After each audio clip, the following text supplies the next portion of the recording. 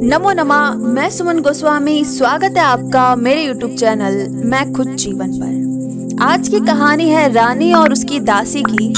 रानी और दासी की गहरी मित्रता की। एक बार की बात है, एक रानी के महल में बहुत सी दासियां थीं, पर एक दासी की उससे गहरी मित्रता थी। ऐसी गहरी मानो कि रानी और दासी अपने मन की बात किया करती थी, कभी भी एक दूसरे से कुछ नहीं छुपाती थी, हर सुख दुख की बातें करती थी। और उस दासी का पति उसी महल में राजा का दास था। और जब दास दासी घर जाते तो वो बोलती कि रानी बहुत अच्छी है, मुझसे हर बात कहती है। एक दिन उस दासी का पति उस दासी से बोला कि अगर तेरी रानी इतनी ही अच्छी है, इतनी ही तुम्हारी खास है, तो उस रानी से कहना कि मुझे उनकी राजकुमारी पसंद है और मेरे साथ उसकी शादी करवा दे। तो वो दासी बोली कि ऐसी बात वो कैसे कर सकती है, वो राजकुमारी है और हम दास दासी है।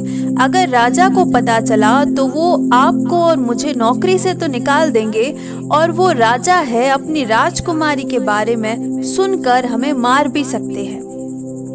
अब दासी रोज की तरह महल में जाती थी, पर वो मन में चिंतित थी। काफी दिन हुए तो रानी ने एक दिन दासी से पूछा तो वो कुछ बोली नहीं, पर रानी ने कहा कि हम दोनों में तो रानी और दासी वाला मन में विचार नहीं है, हम दोनों तो गहरे मित्र हैं, तो मुझे अपने मन की बात कह दे। तो दासी ने डरते हुए कहा कि मेरे पति को आपकी राजकुमारी पसंद आ गई है, और वो कहने लगा कि तू रानी से कह कि अपनी राजकुमारी की शादी मुझसे करवा दे। तो रानी बोली, बस इतनी सी बात, ऐसा कर कल तू अपने पति को साथ में ले आ। तो दूसरे दिन दासी जो है अपने पति के साथ महल में आई। तो रानी ने उस दास से कहा कि तुम्हें मेरी राजकुमारी से शादी करनी है तो मैं राजकुमारी की शादी तुमसे करवा दूंगी, पर तुम्हें मेरा एक काम करना पड़ेगा। तो उसने कहा हाँ। तो रानी बोली कि यहाँ से थोड़ी दूर पर एक घर में तुम्हें जाकर 6 महीने तक राम राम करना है और बाहर नहीं आना है। हर चीज तुम्हें वहाँ पर मैं पहुँचा दिया करूँगी, तुम्हें सिर्फ राम राम करना है, और 6 महीने बाद मैं खुद राजकुमारी को लेकर आऊंगी तुमसे शादी करवाने। अब वो उस घर में चला गया और जैसा रानी ने कहा था वो राम राम करने लगा।